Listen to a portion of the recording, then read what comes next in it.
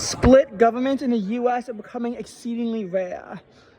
And since I can't do a video on this when I get home because I have to recap the major blizzard when I get home, I'm just going to do a quick video now to kind of highlight just how uncommon split governments really are in today's society as compared to what they used to be. After the 2024 legislative elections, I think in terms of split chambers, we really don't have that many. And it was honestly even worse after 2022, considering that splits were established in Minnesota and Michigan as Republicans flipped the Michigan House to have a split chamber there and forced a tie in the Minnesota House, which, while not a Republican majority, means it's not a Democratic majority either. So we have Michigan and Minnesota, having their splits. The only other state with a split is Pennsylvania.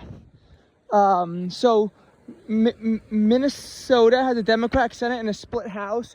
Michigan has a Republican House and a Democratic Senate. Pennsylvania has a Republican Senate and a Democratic House of Representatives, which they held after the special elections.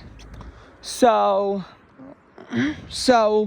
you look at it and it's like, well, those are really the only states that have split control. I mean, technically you have Alaska too, but that's a coalition, so it doesn't really count the same way.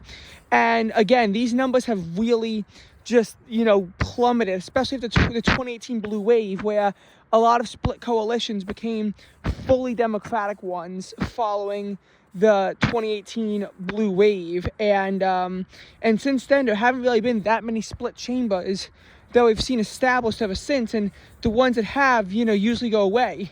New Hampshire flipped blue in 2018 and then flipped back to red in 2020 together. Virginia had a split legislature from 2021 to 2023. Democrats always had the Senate. Republicans briefly had the House in Virginia. They briefly had the Virginia House just to lose it.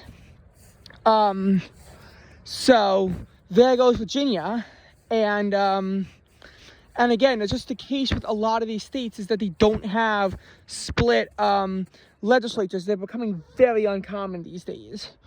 Part of that's because so few are, really changing at this point. I think we had 2 legislative branch changes in 2024. 2022 had 4 changes.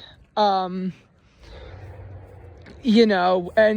2020 is also only at 2, so we're seeing very few changes going on. It's kind of been that way, after the 2018 blue wave. Now, as for split state governments, that's a little bit different. Because you do have a lot of states where you have a governor of the opposite party as compared to what the state politically lies. And if they're a popular enough incumbent, it can hold. And honestly, we've seen some very blue states get very close to having a Republican governor. I'm not sure what's going to happen in 2026, but you've seen a trend, you've seen a trajectory, and, we have a lot of those states. But in a lot of those states, it's not even a true split government. You look at Kansas or Kentucky, those 2 states, you have a supermajority in the opposing legislatures that can just override the governor's veto. And, some states where maybe that doesn't even apply, like Vermont is still one of the bluest states in the country. Phil Scott's coattails were just enough to break the supermajority in both chambers in 2024. Other states that have this kind of split, used to be Virginia before they lost the governorship in 2025. We do have North Carolina, and Democrats were able to break the Republican supermajority in the House. There is also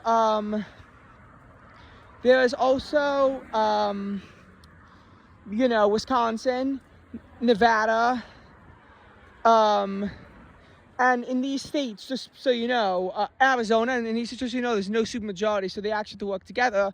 And I think that is a little bit more common to see a governor of one party and then a legislator of the other. Definitely more common, actually. Finally, the one last point that I am going to make is that New Hampshire is sort of this oddball state because they're Republican everyone on a statewide level and Democratic everyone on a federal level, which is highly unusual in today's days. And as far as split U.S. Senate delegations, only 3 states have split Senate delegations. They're Georgia, Pennsylvania, Michigan, not Michigan, Pennsylvania, Wisconsin, and Maine. Georgia, I was getting mixed up because they have 2 Democratic senators but a fully Republican government, so they're kind of like New Hampshire, but more red.